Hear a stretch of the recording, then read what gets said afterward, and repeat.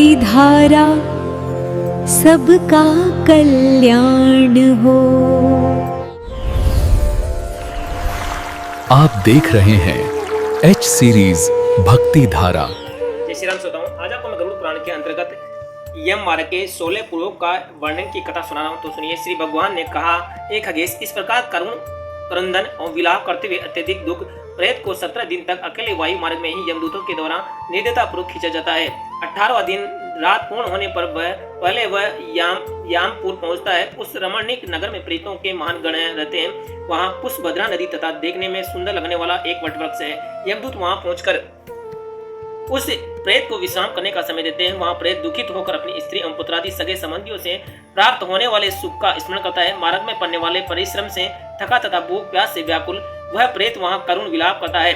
उस समय वह धन, स्त्री, पुत्र, घर, सुख, नौकर एवं मित्र के विषय में तथा अन्य सभी के विषय में सोचता है। उस नगर में भूख प्यास से पीड़ित उस प्रेत को देखकर यमदूत कहते हैं, यमदूतों ने कहा, है प्रेत, कहाँ धन है, कहाँ पुत्र है, कहाँ स्त्री है, कहाँ घर है और कहाँ तू इस प्रकार का दुख झेल रहा है। चिरकाल तक अब तू अपने कर्मों से अर्जित पापों का भोग कर और इस महापथ पर चल। हे परलोक के पति, तुम जानते हो कि राहगीरों का बल पाते ही के वश में है। निश्चित ही तुझे उस मार्ग से चलना होगा जहाँ कुछ क्रय विक्रय करना भी संभव नहीं है। हे पक्षीराज, यमदूतों के द्वारा इस प्रकार कहे जाने के बाद वह यमदूतों के द्वारा मुद्रों से मारा जाता है। तत्पश्चात स्नेहवश अथवा कृपा करके भूलोक में पुत्रों के हाथों से दिए गए मासिक पिंड को वह खाता है। उसके बाद वहां से वह सोरीपुर के लिए चल देता है। उस नगर में काल रूपधारी संगम नाम का राजा है।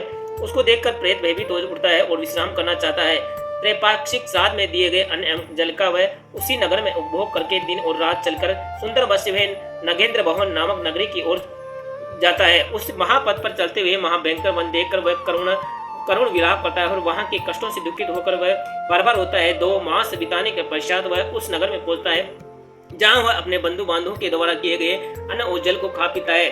उसके बाद यमदूत पास में बांधकर उसे दुख देते हुए पुनः आगे की ओर ले जाते हैं। 30वें मास में वह गंधर्व नगर पहुंच जाता है। 30वें मास में दिए गए 7 पिंड का ये भक्षण करके 4थे मास में वह सेलगम नामक नगर पहुंचता है। यहाँ प्रेत के ऊपर पत्थरों की वर्षा होती है। वहां वह 4थे मास में दिए गए 7 पिंड को खाकर संतुष्ट होता है। इसके बाद प्रेत 5वें मास में क्रौंजपुर पहुंच जाता है। उस पुर में पुत्रों के द्वारा दिए गए 5वें मास के श्राद्ध के पिंड को खाता है। तदंतर 6ठे मास में प्रेत करूरपुर नामक नगर की यात्रा करता है। उस पुर में 6ठे मास में पुत्रों द्वारा दिए गए 7 पिंड को खाकर उसकी संतृप्ति होती है, किंतु आधे मुहूर्त भर विश्राम करने के बाद उसका आधे पुनः दुख से कांपने लगता है।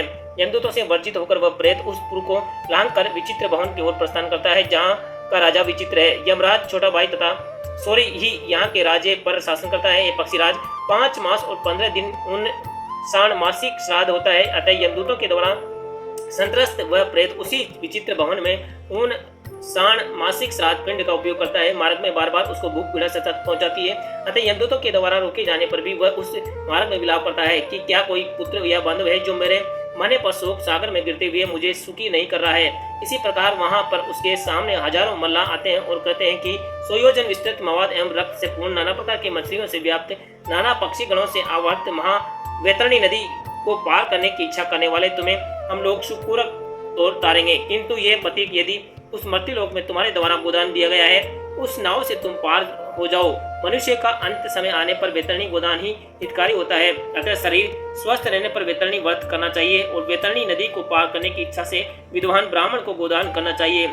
वह पापी के समस्त पापों को नष्ट करके उसे विष्णु लोक ले जाता है। जिसने वैतरणी दान नहीं किया है वह प्रेत उसी नदी में जाकर डूबने लगता है। डूबते हुए सोम अपनी निंदा करता हुआ कहता है कि मैंने पाते हेतु ब्राह्मण को कुछ भी दान नहीं दिया है, न मैंने दान किया है, न तो मैंने अग्नि में आहुति दी है, न भगवान नाम का जप ही किया है, न तीर्थ में जाकर स्नान किया और न ही भगवान की स्तुति की है। मूर्ख, जैसा कर्म तुमने किया है अब वैसा ही भोग करे।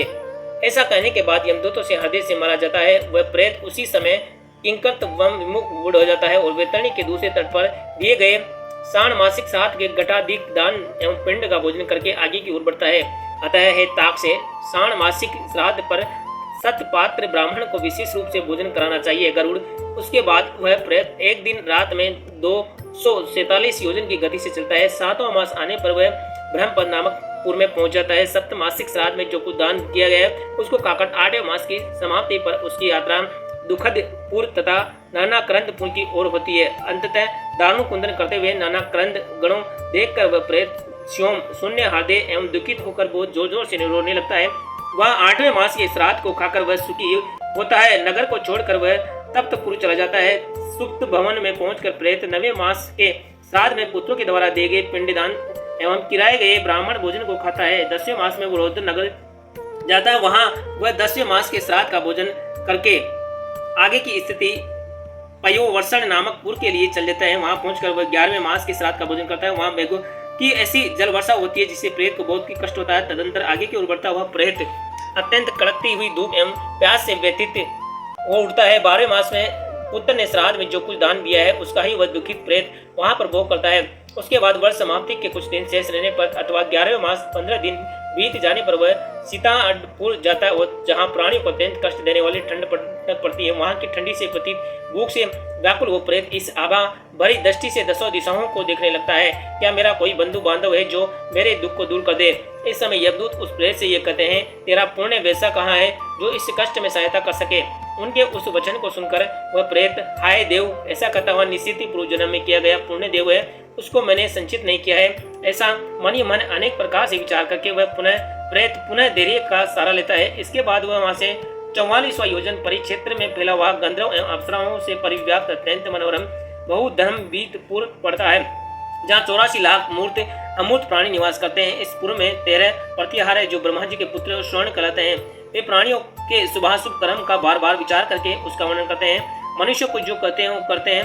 उन सभी बातों को यही ब्रह्मा के पुत्र श्रवणदेव, चित्रगुप्त तथा यमराज से बताते हैं। वे दूर से ही सब कुछ सुनने एवं देखने में समर्थ है। इस प्रकार की चेष्टा वाले स्वर्गलोक एवं भूलोक तथा पाताल में संचरण करने वाले श्रवण 8 है। उन्हीं के समान उनकी पृथक पृथक स्वणी नामक उग्र पत्नियां हैं। उनकी भी शक्ति वैसी ही जैसी उनके पतियों की। वे मृत्युलोक के अधिकारी के रूप में हैं। व्रत दान स्तुति से जो उनकी पूजा करता है उसके लिए वे सौम्य एवं दुखद मृत्यु देने वाले होते हैं। जय श्री राम। श्रोताओं, गरुड़ पुराण के 16 पुरों के वर्णन की कथा आपको कैसी लगी कृपया कमेंट करके जरूर बताएं और वीडियो को अधिक से अधिक संख्या में शेयर करें और हमारे चैनल को सब्सक्राइब और फॉलो जरूर करें। जय श्री राम। एच सीरीज भक्ति धारा को सब्सक्राइब करें।